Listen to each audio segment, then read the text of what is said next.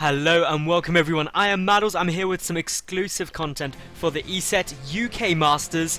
This week, as I'm sure many of you will be aware, I am looking at all of the grand finalists who have qualified through the online events. Therefore, there are 12 of them. There's one of me. And there's going to be a couple of players released each day on this YouTube channel, so make sure you subscribe, make sure you check it out to find out all the latest.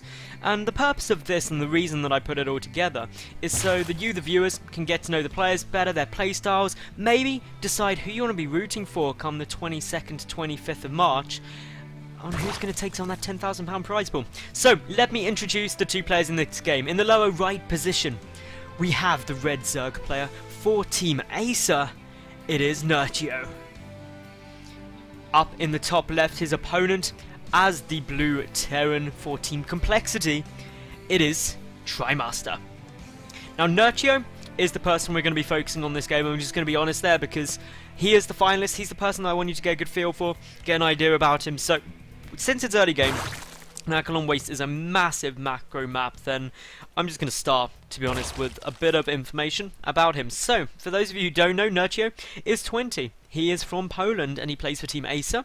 His biggest achievements in 2012, I'd say, was probably the fact that he won Home Story Cup 5. That is almost certainly the best thing he did. Of course, then Home Story Cup 6, Snoot took the title from him. But then other than that, he came 4th in DreamHack Winter Open, and then the following DreamHack, he, literally the one about a month later, he won that. So, he is a very, very good European player, without a doubt. And therefore, I think he is probably going to be one of the favourites going through. And of course, I've put up a big TL thread for all of the player highlights coming up before obviously the grand final, so make sure you leave some comments there. I don't know if I'm going to do it yet because I'm recording these while the beta's still up, so that's why I'm a bit talking in the future, but I may put up a poll or something like that just to let you vote. If I don't, or even if I do, leave a comment. Tell us who you think's really standing out so far in this week for you, what you think of the finalists, and well, who you think could take it. Of course, I'll be casting it with a couple of other people, so make sure that you tune in live or get down to the Telford International Centre in the UK if you are somewhere in Europe. Definitely worth coming along, 'cause it's going to be some amazing StarCraft action and HotS at that. So, in terms of strategy we're seeing from these two at the moment, the barracks, it's coming down. It's already there for TriMaster. He's getting up a command centre afterwards. Then the gas. So, it was racks, CC, gas. Fairly normal opening, just means you can get a bit of tech out quite quickly. Meanwhile, for ESET, well, Nerchio, he is getting down his hatchery, then his pool, everything looks a-okay. And this is just a very normal type of strategy you're going to use. It was every third player, even in Heart of the Swarm, goes hatch pool because it's just the best way to go against Terran. It's really effective, it works highly well, it gives you good mid-game, you can take your third if you need to, you can go for some aggressive two-base play. It's really lots of viable options, and that's what makes things a lot better in my opinion, is when you've got more viable options to go for.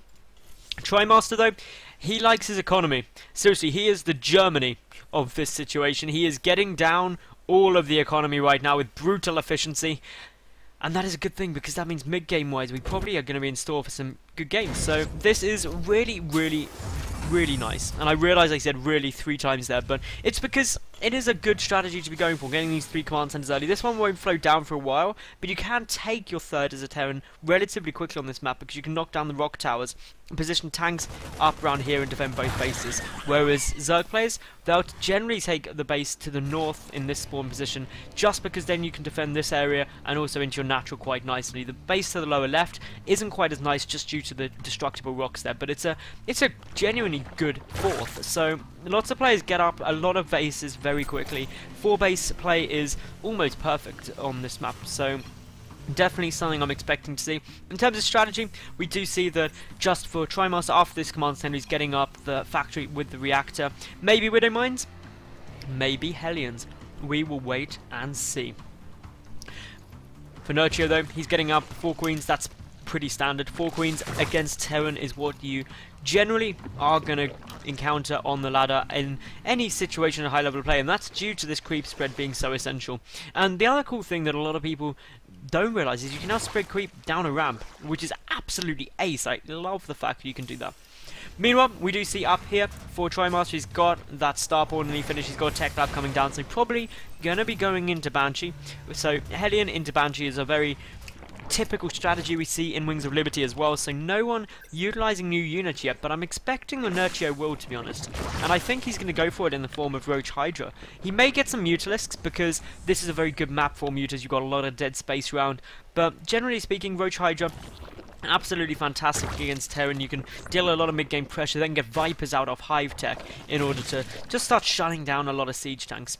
So, for TriMaster, he got 4 Hellions out, which are just sitting outside here, realising the creep is already spreading quite a long way. And then following it up with some Widow Mines, those reusable burrowed Banelings, as I like to call them. But these Hellions going to come into the third, going to see, okay, a third base, not going to do too much there. I believe, if I'm not mistaken, that this was played after you needed, yep, so you need transformation servos, which is, of course, now the upgrade to make Hellions into Hellbats in addition to the armory. But that's not a huge problem. Now we see, of course, these Hellions moving in. They're going to be able to get a couple of drones here if they're not incredibly careful, but a good little wall off there. Small gap around the other side, though, unfortunately, but only a couple of drones are going to die here, so this is nice play by Nerchio. Really sensible chucking down that evolution chamber at the back there. It was a very small investment and meant that the Hellions couldn't fit through, blocked off with the Queen as well, and that was just really solid. I like that. But these Hellions, they're not done yet. They're going to try and get a couple more workers. Not that many getting taken out yet. 8 there.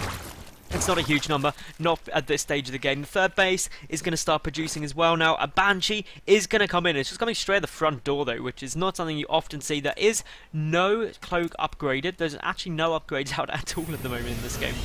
And behind this, we do just see the TriMaster. He's getting out more factories, so going to be going mech, which is a very strong composition. This Banshee, unfortunately, is going to get taken down, dealing a grand total of no damage. It just sat there, waited for the Queens to come over. And the one other thing that I really like Nerchio for is that he didn't actually realise the cloak was on research. He had no knowledge of that, so brought an Overseer as soon as he saw it on the edge of the creep. And he saw it because of that creep, so it's why it's so effective.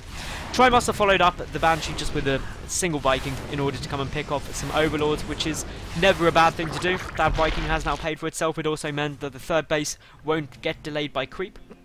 Everything looking pretty solid. They've been quite passive, actually, both of them, for the time being. The armory coming down, the engineering bay coming down, more factories coming down for the Terran player. The third base is also down, up and running. The fourth, I reckon, will get taken relatively soon. Nerchio, he's already taken his fourth base. He just needs to knock out these rocks relatively quickly.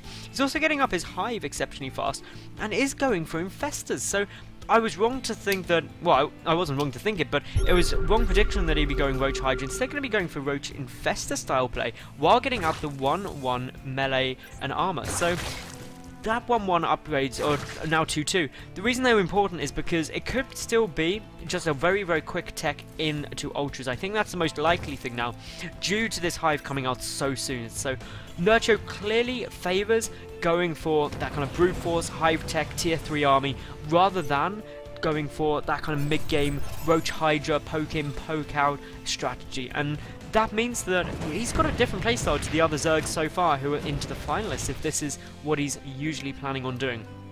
Now, as you can see, some Hellions are coming down through. They're going to slip in towards the fourth base and realise that it's not finished yet. Not going to have too much fun there.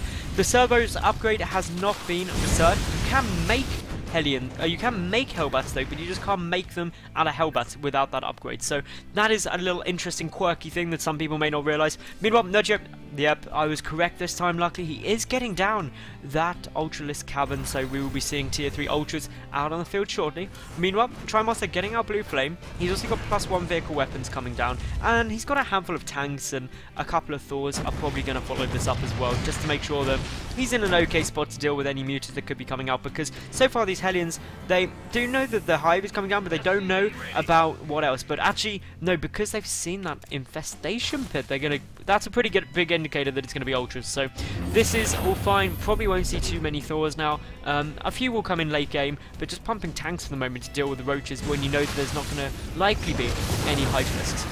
So as you can see, for the time being, the tank's getting up into a nice siege position, a couple of mines down there as well. The fourth base now getting taken by TriMaster. That puts pressure on to Nerchio to take his fifth. And this is what I mean about Akalon Waste being a huge macro map, is you can just take loads of bases really quite quickly. But the fifth base does get harder, and as we can see, this Hellion is probably going to try and deny that base. Doesn't manage to do so though. It was on hold command, so it doesn't go too much further, but does start chipping away at that there, so that is fine. Meanwhile, 2 Hellions sneaking in towards the fourth base, going to get a couple of drone kills here because there's nothing to defend it. A few roaches coming in from behind. Nerchio just with good control, good awareness of what's happening on the map. A few tanks starting to move forward now. What are you going to do, tanks? Are you going to get up into a good siege position? You very well may. And well, more factories in production. We've also got drop tech coming down. Nerchio, what have you got planned? Are you going to drop those roaches over the siege tanks? Because that would be pretty darn cool. Anyway, as we're saying, we've got creep spread still going quite nicely. We've got the tanks moving forward, and this is why creep spread is so effective for any Zergs watching against Terran, because they don't really want to engage on it. They're just like, no, I don't want this, because things like this can happen where the ultras and the Zerglings and the roaches suddenly start charging up. Some Seeker missiles are trying to go down. I did hear one detonate there, but of course siege tanks getting taken out. More Widow Mines are burrowing, but the ultras just pumping forward. The roaches are there as well. Widow Mines are good with dealing with speedlings, but as we can see, Nerchio, he is just plowing through this. So much damage being done. Leaves a single siege tank alive because why not? Might as well. Now just going straight up into the main base. The Ultra trying to be a little bit careful, getting very low on health. If it dies to a Blue Flame Hellion, that would be hilarious. But with 2-4 upgrades, he is in a good spot. And TriMaster, I don't think he's going to be able to come back from this. Nerchio, just with one almighty push came through. There are some Hellions trying to attack there. And TriMaster there with the GG for the move out. And well, Nerchio just showing that if you give him an open target, he's going to take it, and he's going to take it hard. So, what did you all think of that, viewers? Did you think Nerchio showed that he's got the potential to be the winner at I-48 at the Grand Finals of ESET UK Masters? Let me know in the comments below. Like the video, subscribe, of course, and check out the other finalists. I'm going to put them conveniently all into a playlist. And then head over to TL, check out Twitter at ESET UK Masters, mine's on screen. Or, of course, if you want to get the latest on the tournament and everything like that, it is ESETUKMasters.com. I'm Madals, thanks for watching. I'll catch you all tomorrow for some more casts.